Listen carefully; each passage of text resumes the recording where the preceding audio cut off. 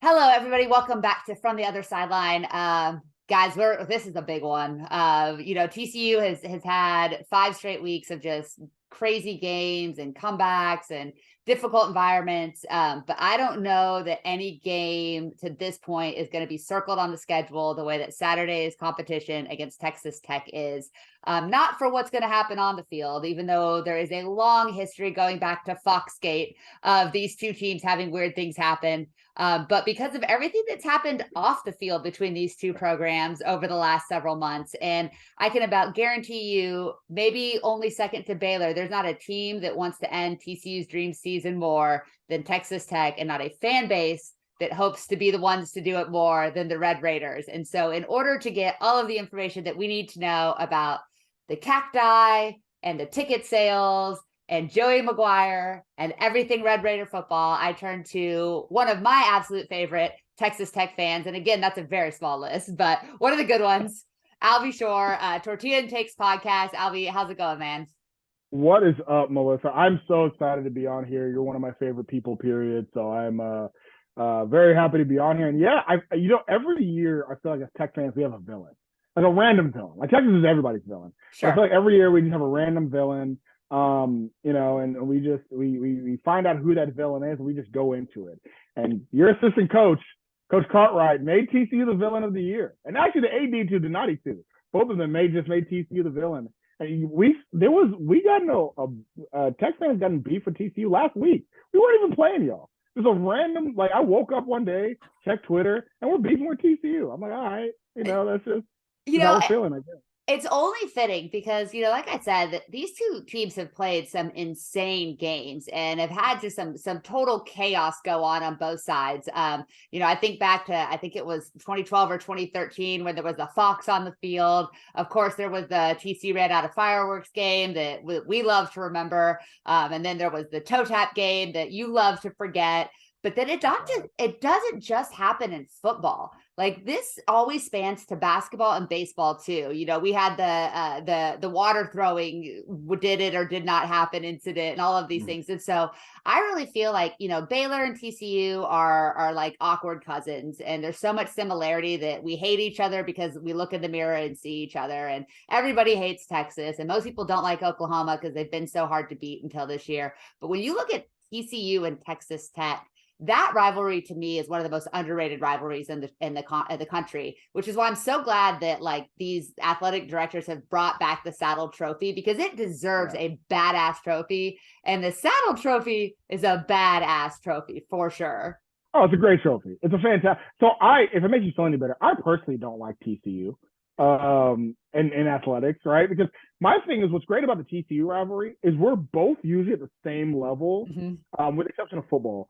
But like basketball, when TCU first came to conference, Tech was really bad at basketball. And so we looked at TCU and we're like, hello, you're also really bad at basketball. We're right there, right? We'll lose to everybody else, but Texas Tech and TCU will have close games.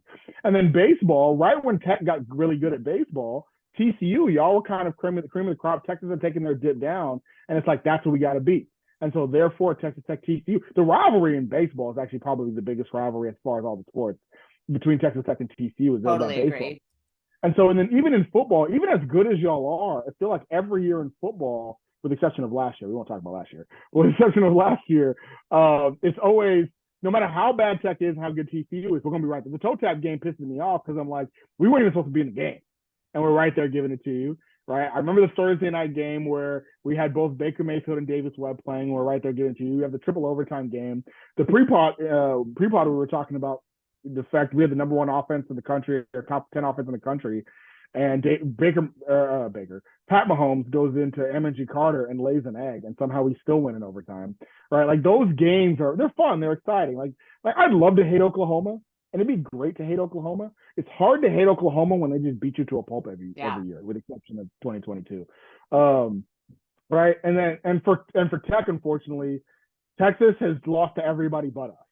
So that's why this year was so special for us. It's like, finally we got you. But TCU has been close, right? And so now you're on a little bit of, I think this is the first ever TCU 3-game win streak in the series, and we got to knock you down a peg. And I'm ready. Yeah. Well, so this is actually the second. I'm looking at Winsipedia right now. So I pulled that up and I was like, I wonder how close historically this is. I knew it was pretty close. And Tech has the 32 to 29 advantage overall. TCU's last 3-game win streak was in the late 50s to early 60s, and they did win the first 5 games of the series way back from 1926 to 1930. But you're right. I mean, for the most part, this has been kind of trade 2 wins kind of a situation. And it doesn't really matter the scenario. Like, obviously when TCU, their 3 best seasons of the last, 10 years or so, in 2014, 2015, and 2017 were convincing wins. But everything else, pretty much within one score. And even if you look back last year, TCU was not a very good football team. That game was really back and forth until O'Shawn Mathis just like had a moment and then Max Duggan broke off that big run. But I did not feel good about that game until I think the last Kendre Miller touchdown. And that was when I finally was like, okay, I can breathe a little bit. This series has just really seen it all. And it is a rivalry series in the sense that you don't know what's going to happen and you can't take anything for granted. And I think TCU fans go into Saturday just a little bit terrified. Like if this game was in Lubbock, I'd probably be picking against the Frogs hands down. With it being in Fort Worth, I think the minute I saw the 9-point spread, I like vomited in my mouth. So I was like, that's too many. I don't want that. Like I wanted this to be a 3-point spread at most. I want to make sure TCU is taking this one very seriously, because you can throw the records out the window, so to speak. It's going to come. And like you started to mention with the villain conversation, like I think even more so, Texas Tech feels like it has something to prove. Before we start talking negatively about TCU's coaches and athletic director, I want to speak positively about your head coach. I think we've seen some growing pains a little bit with Joey McGuire in some situations, but if there's one thing that we've seen just without a doubt he can do is he knows how to motivate players. And these guys, much like we've seen with Sonny Dykes too. You talked before we started recording about how you weren't really sure about the roster for Texas Tech, and that hasn't changed in season. And you said, I wasn't really sure about the roster at TCU, and that hasn't changed in season. What we're seeing is 2 coaches that understand how to put guys in positions to be successful. And Joey McGuire does that in spades. What have you seen so far from him that you really, really like? And what are some things that you're hoping to see kind of develop over the course of the rest of the season? So you talked about him being a motivator. I would run through a brick wall for that man. Like, I think the things that I hate most about losses, obviously the L's, but like after every win, Tech Media puts out our cinematic recap. And what they've done recently is they put his locker room speech in each cinematic recap. And I'm just like, my God, how do you not just go out there and score 50 points after every game for Joey McGuire? He's amazing. So like that piece I love. He's wildly aggressive. A little too aggressive, but ridiculously aggressive. Like the man uses 4-down conversions like a teenager playing Madden. It's wild. It gives me so much anxiety. I talked to my therapist about it. That's just how aggressive he is, and it's proven to be good. I mean, our win against Texas, in my opinion, and actually, I would even say that even though we blew West Virginia out, even that win, a big piece of that is because of his aggressiveness on 4th down, right? Like that blowout against West Virginia seems a lot worse than it could have been. If you're not as aggressive as you were in the second quarter and in the early 3rd quarter, then it's still a close game. Then who knows what happens in the 4th. Against Texas, without his aggression, we don't win that game, just flat out. And so like that, I love that. I do also love that he really lets his coordinators take control. So Tim DeRuyter has been fantastic with us on the defensive coordinating side. And though that's Joey McGuire's wheelhouse, though he could overstep and could say, well, I want this, that, and the other, really lets DeRuyter do his thing. And I think Tim DeRuyter has been the best defensive coordinator, even in just a short time. We're only 8 games into the season, but arguably the best D coordinator Tech's had since Ruffin Munil back in 2010. Yeah. And, you talk about that aggressiveness. And one thing that when I talked to Jake Lance, who covers West Virginia for Smoking Musket, he said that it was exhausting. Like just watching it was exhausting because you cannot get Tech off the field. Like it can be 3rd and long, 4th and long, deep in your own territory. And the Red Raiders are probably going to go for it. And so even if they don't convert some of those, when you're running 90, 95, 100 plays and you get late into the 4th quarter, defenses are just worn out. And so making those mistakes early, potentially losing out on some of those, putting other teams in good field position, that might not pay off in the beginning. But if you can, with DeRuyter kind of being able to hold teams to field goals in some of those advantageous situations, it's going to pay off in the fourth quarter. Like that's why the Red Raiders don't seem to ever be out of those games. It's kind of that coaching philosophy of nobody had huge expectations of us this year. So I'm going to show these guys what we're capable of and play like I had nothing to lose. He's playing with house money, so you might as well enjoy it. And as a fan, stressful, but fun. Yeah, well, so one thing that he does, we talked about this on the Tortillas and Takes pod, is that so we're the worst team in the Big 12 in third down conversions, the absolute worst. But a big piece of that is not because it's really because we're not always trying to get a first down on third down. So a lot of the times on 3rd and 10, you see offenses, they're trying to go for 10, 11, 12 yards to get that first down on third down. We're playing on we already know we're going for 4. So all we need to do is really get 6, 7 yards. And then a 4th and 3 is manageable. And so that's why we're so bad. So really you look at it and say, well, third down conversion is not great, but if we're going for it on 4th and 3, that 4th and 3 is very manageable. So that fourth down conversion, all of a sudden, it's not a 4th and 8 we're going for, 4th and 10 or whatever. It's a 4th and 2, 4th and 1. We have a play going for it. 85% of the time, I love the call to go for 4th down. Problem is that Joey, man, he's a wild boy. You'll go for it on your own 35 or your own 40. I'm like, dude, you've got to chill. Like, you've got to relax. We have an All-American punter. I promise you he's good. Let him punt the damn ball here. Like, what are you, like, relax, man. There's aggressiveness. And then sometimes I'm like, bro, you are putting the defense in such awful situations. And then also, I think, when you mentioned some of the things that are some growing pains. So last week if you look at the Tech Baylor game, and I know TCU, some of your fans like. Excuse me, can we refer to it by its proper name? The Butt Bowl. Yeah. For those that enjoy the Butt Bowl, and TCU likes to hate watch Baylor, so I know some of your fans are probably watching that game as well. The score line, if you didn't watch the game, it was 45-17 Baylor. It wasn't that much of a blowout. It was actually close going into the fourth quarter. Baylor was only up by a touchdown. Baylor then scores a touchdown to go up 2 scores. All hell breaks loose from the coaching staff. They press way too hard. We're doing like all types of BS that I can't even explain. We're just throwing in quarterbacks like they're like, let's see if this one works. Nope. Pick interception. Let's see if this one works. Nope. Pick 6. Oh well. It's just I can't even explain that fourth quarter from hell.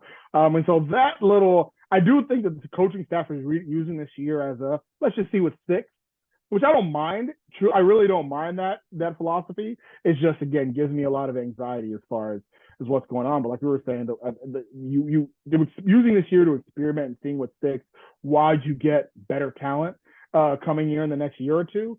I'm all for it.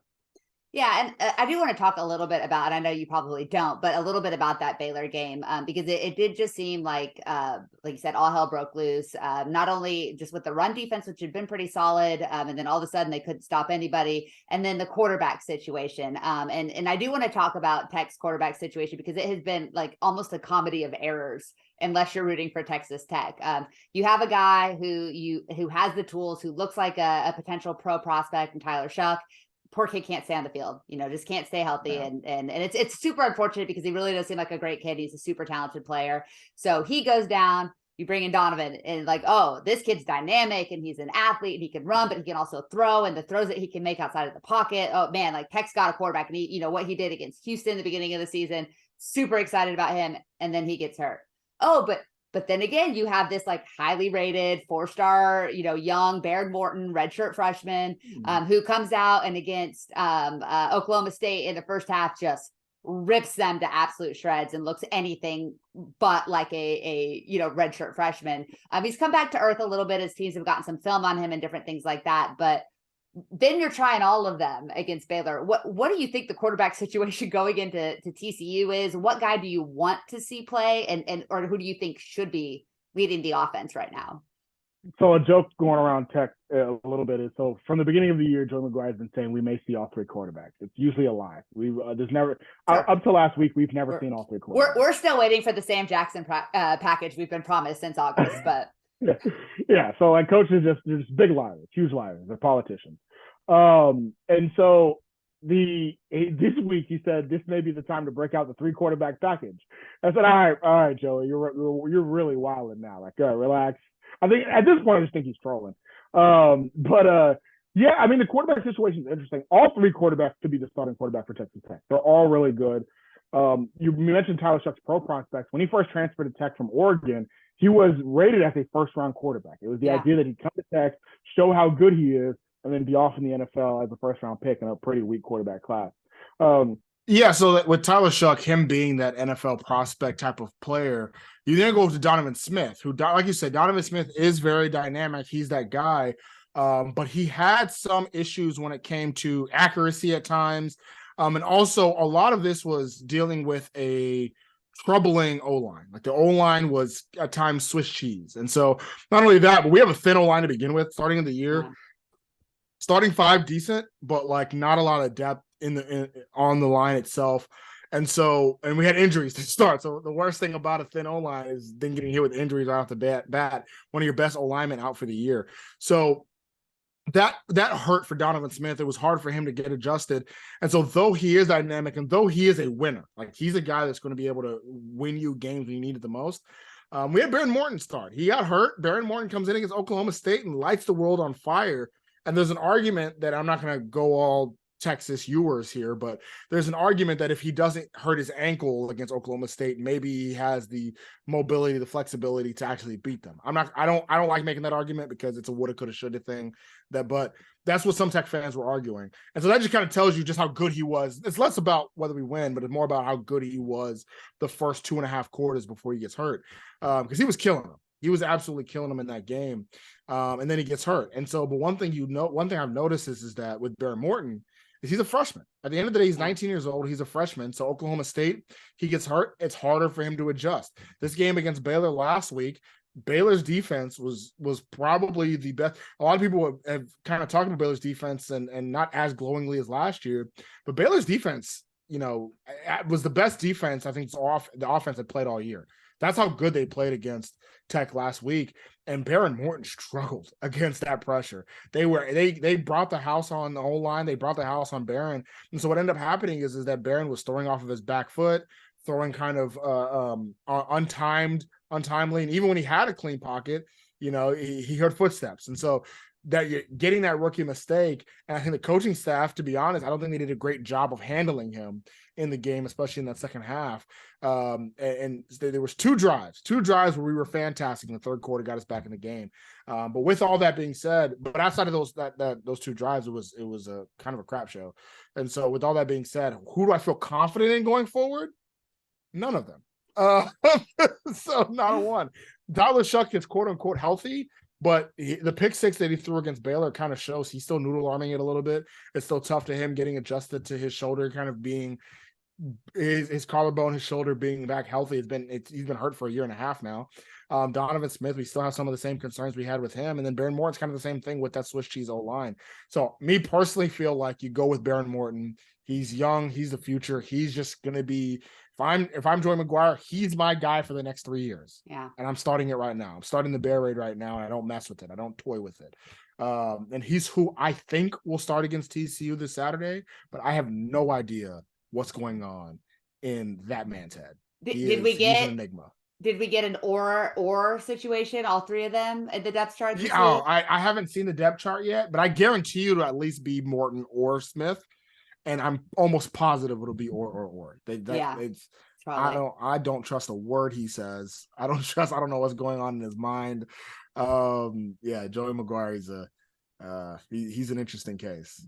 So one of the things that can always help out a young quarterback is a great running game or a great receiving core. And while Texas Tech still has a ton of weapons, we haven't really seen that necessarily that dominant, like that game defining wide receiver that we're kind of used to the Red Raiders always having like one guy that was going to go off for 100 yards and a touchdown every day. Doesn't seem like that guy's there. And then the running game has had some really good moments. There's obviously a lot of talent there, but they're not really putting up the big numbers overall.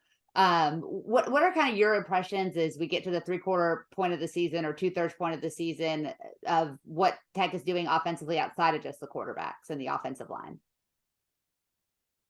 Yeah, so our running backs are really good. Both Sir Roderick Thompson and Taj Brooks are both very good. Coming into this year, I was under the impression that Taj Brooks would kind of take the reins as the guy He's always shown flashes. And early on he kind of did, but Saraja kind of showed us just how good he is too, right? And so that both of those, Taj Brooks great between the tackles. Saraja, though he's big and you'd think he'd be great between tackles, and he is, he's even better on the outside. A lot of speed for Saraja there. So the running backs are very good, but again, I just talked about the O-line and how they've struggled in pass protection. Guess what? They've also struggled with run blocking. And so anytime that those two guys have been stuffed, it's because the O-line hasn't really been able to get it going. And so they're really, they go as far as that O-line goes. I mean, if the O-line is having a great game, they're going to bust off for at least 50 yards each, at least 60, 70 yards each, and have a really good, and we'll, as a team, can easily get 150. But Zach Kittley, the offensive coordinator, sometimes falls a little bit too in love with the passing game. We saw that last week against Baylor. And so it's a question of just how much output those guys are going to have. When it comes to the receivers, you're right. Usually it's not a problem. Usually the receivers are good. The receivers have been really hit or miss here, except for one position. That's the X position. So Miles Price had been really good all year until he got hurt. Surprise, surprise. More injury problems. So Xavier White, who is used to be our A-back and has been converted to now playing in that X position, has played pretty admirably in replacement of Miles Price. And also Nehemiah Martinez is another slot guy that we've had. He's also played well. So that slot position, that X position, has actually been pretty good for us. The outside spots have been real hit or miss, right?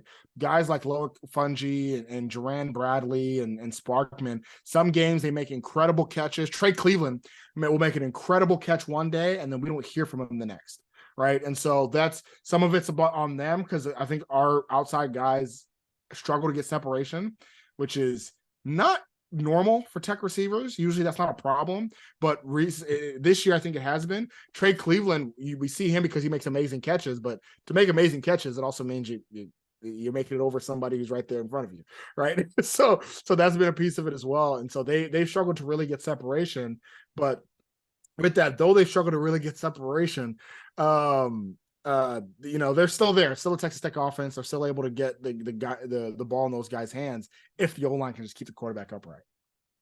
Well, and you talk about what Texas Tech did, that he's still a Texas Tech offense, and obviously Zach Kittley is a guy who's going to sling it around the yard and brings that kind of flavor. But you mentioned it earlier that Joey McGuire is a defense-first coach, and he talked about that at Big 12 Media Days. He's talked about that throughout the season, and this is definitely one of the stronger Texas Tech defenses that we've seen in a long time, at least since TCU's been in the Big 12. And though they have moments where they're maybe it looks like they're giving up a lot of points, a lot of that goes back to the fourth down aggressiveness of McGuire. But there are a couple guys on this roster who are absolutely defensive pro prospects, without a doubt. And I don't know that anybody looks more like a guy that I would hate to line up against than Tyree Wilson. When I saw him at Big 12 Media Days that dude just looks like a guy that is going to give your offense a really, really bad day. And he's backed it up so far. He's massive, ain't he? He's the biggest dude I've ever seen. Like he reminds me of what I thought O'Shawn Mathis would be, because both of those are just dudes that look like they could hurt you just by looking at you wrong. But O'Shawn never quite put together a statistical season that Tyree is doing. 6.5 sacks already, 11.5 tackles for loss. He's just been all over the place, and he's really lived up to, I think, what was a pretty big billing going in. In addition to him, what else are you seeing out of the Red Raider defense, and how do you think they can slow down a TC offense that nobody's been able to keep under 38 so far this season? Yeah, so I will give you a shocking stat for those that have known about Texas Tech's defense for a while. Texas Tech is second in the conference in opponents' yards per game. Not second most given up, passing yards, sorry. Not second most given up, not second most in the nation. No, second fewest passing yards per game. Texas Tech Red Raiders are number 2. Wow. Which is absolutely shocking. So this is, in my opinion, the best secondary that's been at Tech since 2010. The secondary coming into the season, I said how good the secondary was. I actually thought coming into the season that the secondary was the strongest unit on the entire team, which was terrifying for me, because the last time I thought the secondary was one of the strongest units on the team, we were the worst defense in America. So I'm like, that's just a bad omen going into the season. But the secondary has been incredible. Like, the secondary has legitimately been incredible. I think teams have tried to pick on some players like like Malik Dunlap. He's been coming into the year. I think a lot of opposing offensive coordinators said, okay, well, Adrian Fry is a 5th-year senior. He's going to be pretty good. We don't want to touch him. Rashad Williams, we tried picking on him last year. He's actually been pretty good. He had a really good camp. We don't pick him. But Malik Dunlap, that's the guy we're going to go after. He's been killing it. Malik Dunlap's been absolutely fantastic, as has Rashad Williams. And it's kind of, as outside corners, it's kind of like teams keep trying to go after one of them, and they can't. Right, you have Reggie Pearson, another 5th-year senior, was a transfer from Wisconsin a few years back. Muddy Waters is playing that star position that was made popular at Baylor. Jalen Petre was a man among boys at Baylor at that star position. That's what Muddy Waters is now, which is like a hybrid linebacker safety type thing, and he's great in that slot. I mean, there's not a weakness in our secondary, and I don't think I've ever been able to say that. Even the 2010 team, that was incredible. I don't think I've ever said that there's not a weakness in our secondary. That it's just amazing to see. Even games where we have seen opposing receivers play well, they have had to struggle for every catch they made, right? Every incredible catch that they made, they've had to absolutely go after. And TCU, y'all got some guys at receiver position. And so it's going to be a really fun battle to see TCU receivers versus Tech receivers, right? Where it's going to be a struggle bus a little bit. Yeah, that's outside of the secondary. Some of those guys, Krishan Merriweather, another absolute massive human being.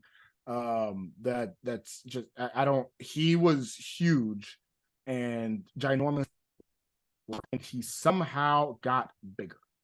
I don't know how he got bigger, but he somehow got bigger. And so he's good. The linebacking core, probably the weakest unit on the team. To be honest, they are just not outside of Krishan Merriweather, they're kind of anybody who can step up that day is going to do it. So whether it's Josiah Pierre, whether it's Jacob Rodriguez, it's just going to be somebody. Kosai Eldridge has actually played pretty well recently, but they are not consistency has kind of been an issue for that team, for that unit going forward. But last piece, I feel like I'm calling out every single defensive player, but the last piece that I got to say for defense is who Tortillas and Takes, what we've been calling the law firm. The law firm of Jalen Hutchins and Tony Bradford, the D tackles, they have been the starting D tackles we've had for the last 3 years. But we've been in a 3-3-5 the last couple of years. This year, they both get to play, and they've both been doing an incredible job. It's going to be really interesting because I think one thing that TCU fans have enjoyed watching is how multiple. Hold on. All right, more problems.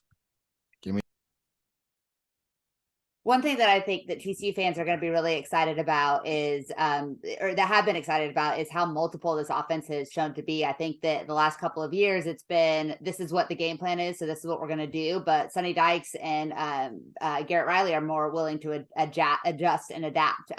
So I think if you look about that, you talk about the linebacker, are we going to see more Kendre Miller, or are they going to try to test that really great secondary from Texas Tech this weekend and just say Quentin Johnston's our guy, or we like Tay Barber across the middle, or Jared Wiley, who, had this incredible game against Kansas State and then disappeared against West Virginia. It's going to be a really fun battle to watch DeRuyter go up against the TCU offensive minds and see where they find the gaps and how long they can exploit those gaps, or how quickly the Red Raiders adjust back to slow them down. I think that'll be a fun chess match that we've never really seen in a TCU Texas Tech game. I think this will be DeRuyter's toughest test of the season. I really do. I think this will be TCU's tough because what we've seen, one of the reasons why TCU is on a 3-game winning streak against Tech is that Max Duggan has decided that, you know what, Tech's shutting down the passing game. I'm just run. Yeah. And right, that's like 2 years ago. That's exactly what he did. It was a close game. And then Max Duggan was like, oh yeah, that's right. I'm like the most athletic quarterback in the conference. I'm gonna just run. And so there was that. Last year against Tech, it was just like, hey, we should just run the ball. We don't have to, like, we know their secondary is not great, but we'll just we have Miller, we have Zach Evans, but we have Miller. He's killing it. We can just, Kendre Miller can just run the ball. And that's what y'all did to beat us. And this year, honestly, I kind of expect some more of the same. I think our run defense isn't terrible. It's not as bad as it was last year at times, but it's still not great, right? I just said that we're second in the conference when it comes to passing yards allowed. We're middle of the conference when it comes to rushing yards allowed. And actually, and when I say middle, more so below average when it comes to rushing yards allowed. Baylor was able to do it last week. Richard Reese had a ball game. K-State beat the hell out of us because of their running game, because they used Adrian Martinez and, surprise, surprise, Deuce Vaughn to just tag team us. And man, if It's a good thing TCU doesn't have somebody like that at quarterback and running back. Oh, wait, you do. Right? Max Duggan and KJ Miller. So, yeah, I think this is going to be a really tough matchup here. I think I actually think the most difficult offense Tech has had to play up to this point is probably K-State. Yeah. And y'all now, I think TCU now presents the biggest challenge, because what K-State didn't have is they don't have star receivers to really worry about. So let's say, hypothetically speaking, you go all in on the run. Well, then, hey, Quentin Johnson, hey, Tay Barber, hey, Savion Williams, hey, Darius Day, like, we'll just have you ball out now, and I think it's gonna be pretty tough. Actually, I'm not too happy about this matchup, as I was. Listen, if we talked about this in August, we brought on Parker this year for our TCU preview, and in August I was like, I was feeling pretty good about this matchup. I was like, you know what, we might be able to win it. And then now I'm like, oh God, no. it's not fun. But it's still, like we said, this is still Tech and TCU, and weird stuff happens. I don't think any TCU fan should feel good about anything when it comes to the Red Raiders. Before we get your prediction, we gotta circle back. We gotta talk about Brian Carrington. We gotta talk about Jeremiah Donati.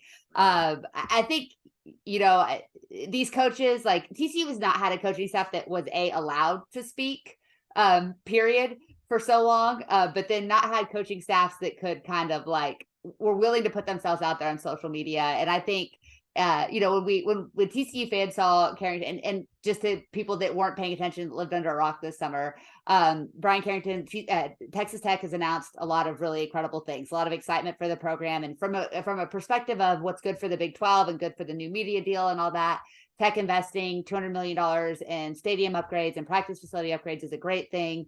Having these NIL deals where it's basically like a $25,000 blanket payment for every football, men's and women's basketball player for their 4 years. These are all really positive things for Texas Tech, which in turn is a positive thing for the Big 12, which in turn is helped secure this great media rights deal that the conference is dealing with. But when you're recruiting against people, and Joey McGuire is one of the elite recruiters in the country, you're always looking to poke holes in the theory. And so, Brian Carrington kind of went on Twitter, talked a little crap about Lubbock and about, looking past those 4 years. As a level-headed person, did you kind of see it for what it was? Do you understand the angst from Tech fans? Is this just another way of extending the rivalry in a different fashion? I get it from both sides, right? So if you're Brian Carrington, I understand of saying, I live in the Dallas-Fort Worth area.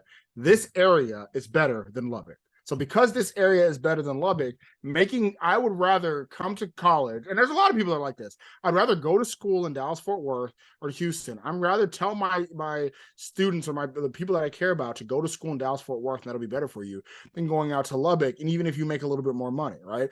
I personally, right now, I probably would take less money to live in a nicer city that I'd rather live in than go out to a smaller city and everything like that. So I get it from that aspect, but I also get it as a new coach that doesn't understand it too much. And the reason I say that is because with Texas Tech, it's not, yes, we're in Lubbock, but we're not only Lubbock, right? Yeah. Like, so if you lived in the Dallas-Fort Worth area, there are Tech billboards everywhere. I flew into Dallas Love just the other day, though I don't live in the DFW. I flew in Dallas Love the other day. There's a huge billboard right as you leave Dallas Love talking about Texas Tech. Texas Tech is everywhere. We have a large alumni base in the Dallas-Fort Worth area. So you can build your brand just as much in the DFW as a Tech person as you can out in Lubbock, right? And I'm not saying that Carrington didn't necessarily know that, but it's very easy to say that, do you really want to, it's very easy to poke holes and say, like, do you really want to go to Lubbock? As a Tech fan, right, I was a little upset. I'm like, bro, what the hell? Like, for those same reasons, yeah, you can go, you can build your brand in DFW just as much as you are in Lubbock. We've had people, name is escaping me right now, but basketball player at Raising Cane's a deal last year. Those commercials that he had didn't just run in Lubbock. They ran in some of the rest of Texas as well, right? And so as a Texas Tech does span pretty far, especially in the state of Texas, right? So it's more than just that piece. But I think one thing that really got people was building your brand in the desert, right? That phrase right there, right? Like, so if you read the thread, the whole thread was about Tech, and you can kind of parse it about Tech. There's just that one tweet, building your brand in a desert. Right. And that's what really, like, just set everybody off, set the cactuses off. And so it's and props to Joey for using it to his advantage, right? It really was able to, props to not just Joey, but the entire athletic department using it to Tech's advantage of saying, okay, we're gonna talk about building the brand in the desert. We're gonna show you just how far this brand can reach. And I think it's actually, sorry, Coach Carrington, it's been a positive for Tech. Sure. Right. I think it was a null for TCU. I don't think it hurt or helped or anything like that. It was kind of moot for TCU, but it was a net positive for Tech. It did nothing but just help and increase and put our brand out there. Right. So appreciate you. Yeah, you're welcome. That's really So I totally I agree with you. I think especially now today, it doesn't matter where you're located. You can build your brand for yourself. I mean, we see that with social media and all of these influencers who can come out of nowhere to be something, right? The one I don't understand is being angry at an opponent's athletic director for not wanting to let a bunch of opposing fans into their stadium. That one makes no sense, because I'm guaranteed that if that was your athletic director, and you guys have an exceptional athletic director as well, don't you want to keep TCU fans out of AT&T? Wouldn't you not want us there if there was a way to do it? It's not about fear. It's just intelligence. Plus, the Raider power cheer is really annoying. It's no Boomer Sooner by any stretch of the imagination. And it's not probably in the top two, but that's the worst. But yeah, I think that calling him a coward and everything is so funny to me, because if TCU can sell out the stadium without inviting in a bunch of Red Raider fans, or he could make a little bit of extra money by making you buy tickets to games that nobody else wants to go see, I just feel like that's good business. So my theory is actually not that he's trying to keep Tech fans out. This is my theory, that he's actually trying to drive up the price. Which would be very TCU of him. I think Donati saw the Texas basketball situation and said, what's the best way for me to, this is what you did, Del Conte? Genius. Yeah. Genius. Because think about Tech, when Tech basketball played in Austin, the stadium, Texas hadn't sold out a game in years. Yeah. They actually, the first game they sold out was against Tennessee when Rick Barnes came back, right? And that makes sense. And then after that, they went right back to being Texas, right? And only having half empty stadiums. And then they sell out again. And what happened is sure, Tech fans, we were in there. But Texas fans bought tickets too. They wanted to defend. Whatever what the name of the old stadium is. The new stadium is the Moody, but whatever it is. Yeah. They wanted to defend that basketball stadium, basketball arena. I think Donati actually looked at that and said, yeah, I can make money here. I think that's my theory. It's just good. It's just good business. I think it's brilliant. Yeah. All right. It wouldn't surprise me. My guess is that you're going to have TCU fans that want to defend Ammon G. Carter Stadium. Sure. Have that whole lower bowl purple, and then Tech fans will buy up the upper price. These Tech fans are buying the 4-game packages just for the 1 game against TCU. So we're insane. The fan base is insane. We are insane, and we'll do that, no problem, right? Well, and so I was gonna say, I don't know that he anticipated TCU being 8-0 at this point, or ranked, number 7 in the country, or any of those things too. And so it was a good strategy. I don't think it was necessary at this point, because TCU fans have really shown up for the last 3 home games. Because again, they're winning, and to go back to our previous point too, if you win, a lot of other things don't really matter. You'll find your way as long as your team is winning. It'll find a way. I actually think that if it was known so let's say TCU was a preseason top 15 team or what have you, this is never Donati never does it. I truly do believe this, because he's never done it before. It's never been a thing that's been news before. It's not a long-standing tradition of TCU making sure the Tech fans are kept out. Yeah. I think a lot of it was from last year and everything that happened during basketball at the end of football season last year, going into this year, and the thought that I think Tech and TCU both aren't supposed to be that great. Yeah. So what's the best way? Let's piss off the Tech fan base, and the Tech fan base will piss off the TCU fan base. Perfect. And I will have a sold-out stadium. It's genius. I commend him. Yeah, it's going to be a blast. I'm flying in for the game. I'm excited about it. I think the environment's going to be awesome, even for an 11 a.m. kickoff. Okay, last 2 things. We're going to get a score prediction, and then basketball season starts next week. I think we're both really excited about our basketball program, so we'll touch on that just a little bit. But how do you think Saturday is going to go? Who's going to be your offensive MVP, defensive MVP? And if you've got a score prediction, lay it on us. So I'm actually recording this right before I'm about to record with Jeremy at Tortillas and Takes. So these will go out about the same time. So this will be a good one. So my offensive MVP for this game, I think we're going to need to run the ball. I think we need to run the ball effectively, and I think so. Roderick Thompson will help us with that. He's been really good recently, and he's a veteran. He's one of the leaders on offense, and I'm hoping that Zach Kittley has learned his lesson, if you will, and says what helped the O-line, what helps a bad O-line is running the ball. That's what helps it. That's what helps quarterbacks that are on the run. Because if I'm TCU, I'm watching film from last week, I'm teeing off. I'm throwing the gamut at Baron Morton or Donovan Smith, hell, or Tyler Shuck, whoever's starting.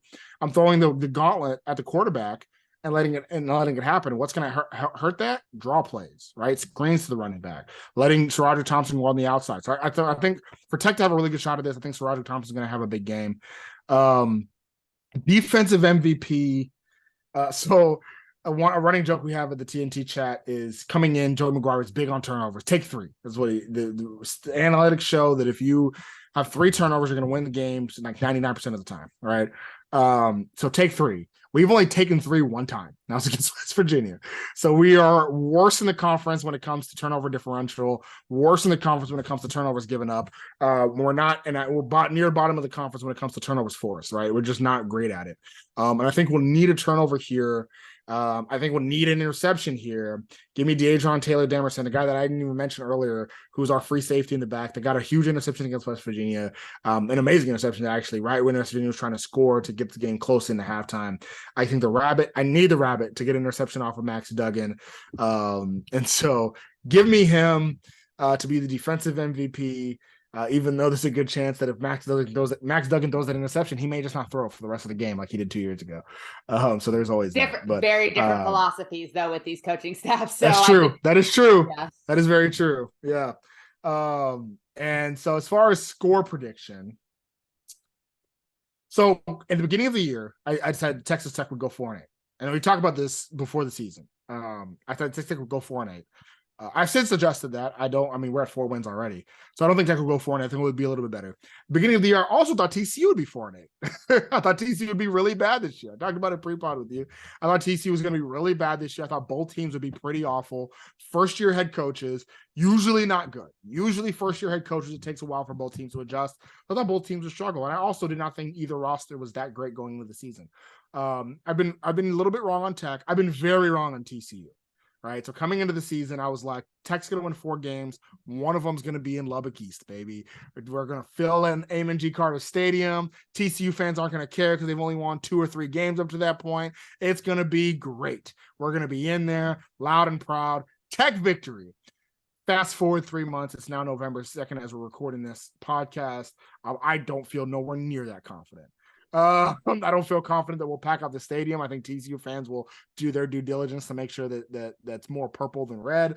I think that Sonny Dykes, who, by the way, I've actually wanted Sonny Dykes to be the head coach of the Texas Tech Raiders, dating all the way back to us hiring Matt Wells in the first place. Actually, even before that, I wanted Cliff Kingsbury fired a little bit before I wanted Sonny Dykes. I understand why Sonny Dykes decided not to go back to Lubbock and go to TCU. He loves the Dallas-Fort Worth area. Completely understand it. Hey, listen, if I was you, Sonny, probably do the same thing. So I get it, right? And so he's been great for TCU. He's just as good as I assumed he would be as a head coach back in a Power 5 conference. So he's been fantastic. I'm nowhere near as confident. I'm going to go ahead and say that TCU does win the game. Texas Tech will take an L against the TCU Horned Frogs, unfortunately, and give me a score. I don't think y'all embarrass us, but the spread of 9.5, I don't disagree with it. I know it's a lot, but I really don't disagree with it. I really don't. I'm going to go ahead and say that this game is 38-28. 38-28. TCUW. If TCU holds Tech under 30, I think that's definitely a win for the Horned Frogs. And that's going to come down to turnovers for sure. Before I get you out of here, basketball season starting Monday. This is the first time in a long time that TCU fans are probably really confident going into a Big 12 season. Tech fans have no reason not to be with the success that they've had over the last few years. You had some transfers, though, so it's kind of a remade roster. How are you feeling about Texas Tech? Give me just kind of your 30,000-foot view. Is this a team that's going to make a good March Madness run again? Is this a team that can finish in the top half of the Big 12? what are your overarching goals or predictions for your Red Raiders in basketball season? Yes. Basketball, men's basketball. Now we're getting into the good stuff. Feel good. I feel good because it's reminiscent of how it is every year. Every year now, we know Texas is going to be rated very highly, even though they haven't really done anything to prove themselves. Texas Tech's not going to be rated in the top 25. That's fantastic. And actually, I think Tech fans are getting used to it because I didn't hear much complaining about it this year. Every year for the past 5 years, I've heard complaining of how dare you not put Texas Tech in the top 25. Every year they're not going to do it, and every year we show that we're top 15, right? And so this is another one of those years. And once again, we have a big roster turnover, but once again, Mark Adams is our head coach. So it's all gravy, baby. I really like this roster. I like this team. Big problem. The biggest problem that I have for this roster right now is that Fardaws Amac, our big transfer that came in from the West Coast, the big maple, he's actually going to be out for a while. And so we not out for the season. We're hoping that he makes it mid-season, hopefully by conference play, but he's going to be out for a while. And so we'll see what ends up happening in that aspect with Amac being out. But I mean, the team in itself is really good. Apparently Daniel Bacho, who is supposed to come off the bench once again this year, has been a godsend in training. He's probably going to be a starter with Amac being out. And he's been incredible. He showed flashes last year as a really good big man that could shoot the midi, get blocks, be that defensive guy in the middle that we haven't really had since Tyreek Smith left in the national in 2019. Davion Harmon, y'all remember him, the guy that was at Oklahoma and then went out to the Pac-12. He's back. He's back as a veteran, and apparently he's a big. He's basically going to be the captain of this team, and also the highest recruit Texas Tech has ever gotten, Elijah Fisher, 5-star, top 10 talent, coming to Lubbock, Texas, and he's another guy that should be a starter. But he's not the only freshman we have on the team. Pop Isaacs is on the team. He's been great. And then saw another transfer, Jalen Tyson, who went to Texas, spent a week in Texas, and was like, Beard, you suck. Let me go over to Lubbock. And so he was chilling on the team last year in Lubbock, and he apparently has been great. A lot of people were kind of crapping on his name, saying he couldn't cut it in Austin. It looks like he might be a starter for this team. So I'm really excited about this team. And I've said all these great players, and I did not once mention the most important player on the team in Kevin O'Banner, who's the big piece that made his way back. And he is as much a leader as Davion Harmon is. The guy, Mr. Texas Tech for this basketball team next year will be Kevin O'Banner. And I think Kevin O'Banner is going to have, do I want to say this? I actually think he may be in the running for Big 12 Player of the Year. I think that's how good of a season he's going to have this year. Like I'm so excited for basketball season. Yeah. Once again, you'll hate us. You'll hate us once again. But I will say this about TCU. I usually crap on TCU basketball because y'all usually aren't very good. This year, y'all scare me. Yeah, it's gonna be good. I don't think I've ever said that about TCU basketball. This year, yeah, y'all are. I think this is the first year y'all will compete for the Big 12 title. Yeah, I mean, you talk about like all those new faces at Lubbock, and TCU insanely really brought every single player back, and so it's going to be interesting to see if that works out for them. All right. I'm going to let you get out of here because you got a podcast to record. Albie, tell people where they can find you. Yes. You can find me at Tortillas and Takes on everywhere you get your podcasts. We talk about tortillas. We give our takes. And really, it's just a battle. It's just a battle between me, Jeremy, Dylan, and Kenzie on who can give the funniest jokes, give you the best Texas Tech analysis, and what tortilla is better between corn and flour. I'm a corn guy myself. The white people on our podcast are flour people. And so it's it is what it is. So I try to give them more culture. Educate the people. Except for Kenzie. Kenzie's better. Kenzie's better than all of us. But yeah. Awesome. Hey, and check out Tortillas and Takes, especially as you're leading up to this game. You're going to want to hear the Texas Tech side of it. That's the place to go for sure. Albie, man, totally appreciate you being on. Always a blast. Always have so much fun with you. Appreciate your insight. And we'll look forward to what should certainly be, hopefully not too interesting of a football game on Saturday.